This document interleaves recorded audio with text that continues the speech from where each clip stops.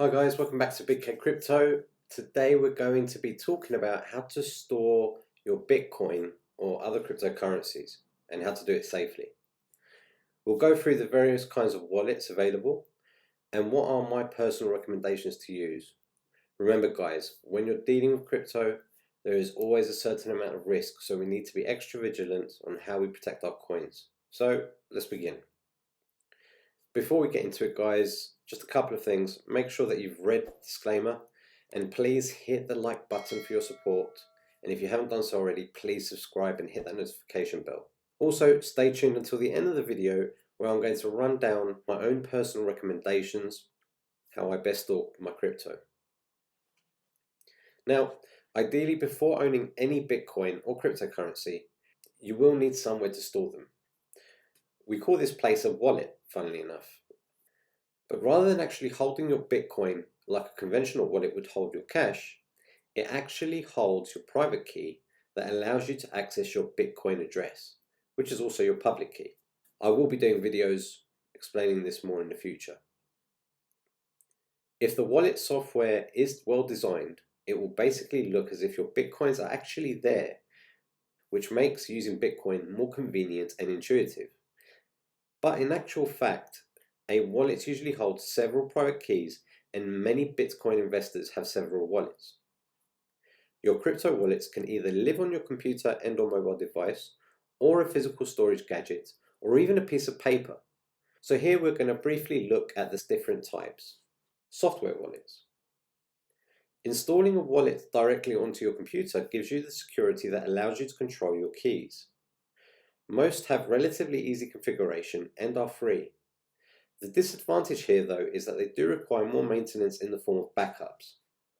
So if your computer gets stolen or corrupted and your private keys are not also stored elsewhere, you will lose your Bitcoin.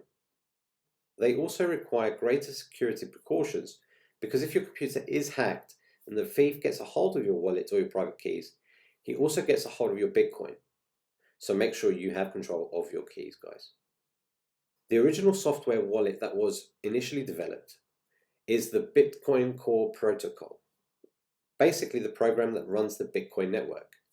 You can even download this if you like, but you would also have to download the ledger of all transactions since the dawn of Bitcoin time, circa 2009. But don't worry, it doesn't mean that you have to become a fully operational node. As you can guess, this does take up quite a bit of memory, approximately about 150 gigabytes. So if you are going to do so, make sure that you've got the space.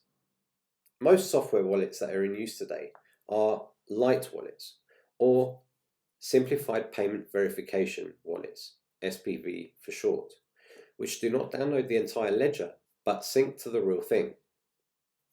Here are some examples. The Electrum wallet is a well-known SPV desktop Bitcoin wallet that also offers cold storage, a totally offline option for additional security, which we'll soon discuss. The Exodus wallet, which I've also discussed on other videos, can track multiple assets with a sophisticated user interface. Some others, such as Jax, can hold a wide range of digital assets, and others, such as Copay, offer the possibility of shared accounts. To find out more about the different qualities that each wallet can provide, just Google it. Online wallets. Online or cloud-based wallets offer an increased convenience which allow you to generally access your Bitcoin from any device if you have the right passwords. They are easy to set up, come in forms of desktop and mobile apps which make it easy to spend and receive Bitcoin, and most are free. The disadvantage to these, however, is the low security.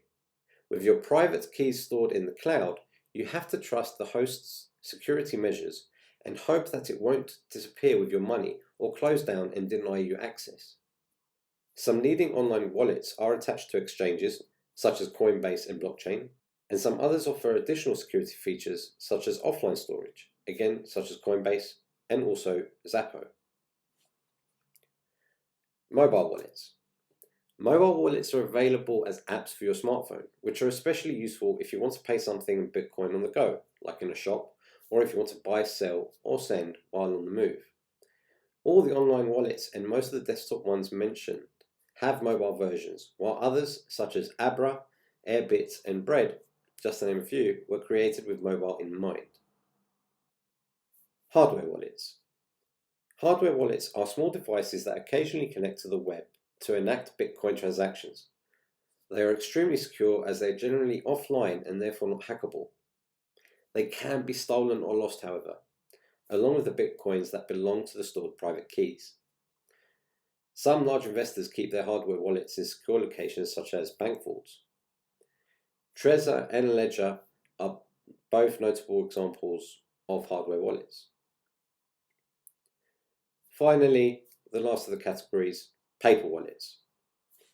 Perhaps the simplest of all wallets, these are literally pieces of paper on which the private and public keys of a Bitcoin address are printed. Ideal for long-term storage of Bitcoin, away from fire and water obviously, or for the giving of Bitcoin as a gift. These wallets are more secure in that they are not connected to a network. They are, however, easier to lose or damage. With services such as Wallet Generator, you can easily create a new address and print the wallet on your printer. Fold, seal, and you're set to go. Send some Bitcoin to that address and then store it safely or just give it away. Now, are Bitcoin wallets safe? Well, that depends on the version and format you have chosen and how you use them. The safest option, of course, is the hardware wallet, which you keep offline and in a secure place.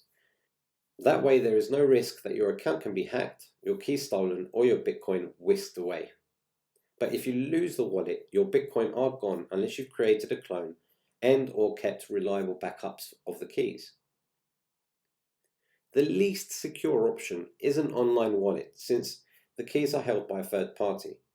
It also happens to be the easiest to set up and use, presenting you with an all too familiar choice in this day and age: convenience versus safety.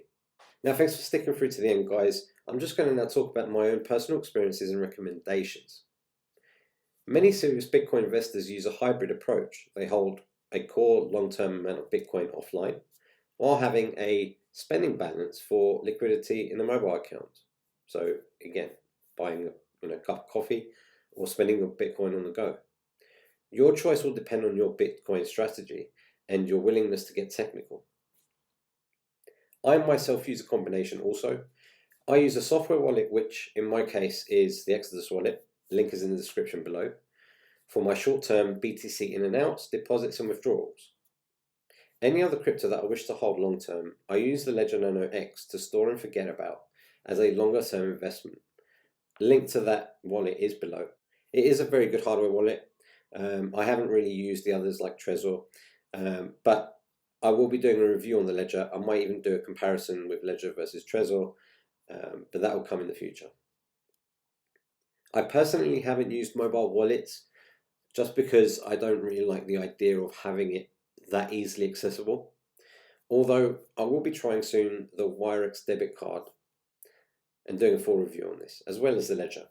So to summarize, whatever option you go for, please be careful. Back up everything and only tell your nearest and dearest where your backups are stored. It's absolutely paramount to be that extra bit vigilant with your crypto. So for more information on how to buy Bitcoin, see this video right here at the end screen, and remember guys, keep your crypto safe. I hope you've enjoyed this video and learned something new. If you have, please don't forget to give it a thumbs up and subscribe if you haven't done so already. And I'll see you on the next one. Cheers.